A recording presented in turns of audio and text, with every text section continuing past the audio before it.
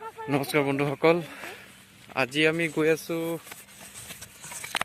অসমৰে এখন ঠাইত য'ত নেকি মাছ পালন কৰে।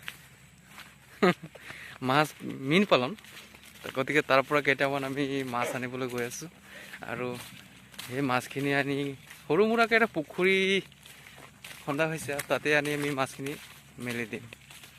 গতিকে আপোনালোকক অলপ জুম কৰি দেখাই দিওঁ। এই যে গছ গছনিবিলাক দেখা গৈছে তাৰ ওচৰতে পুখুৰীটো।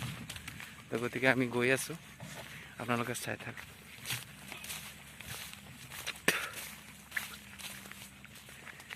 অলপ সময় লাগিব গৈ গৈ। এই যে তাতে পকলন লাগি আছে সেই মানুহ ঘৰটো, সেই মানুহ ঘৰখিনিত ওচৰতে। ইফালে আছে আমাৰ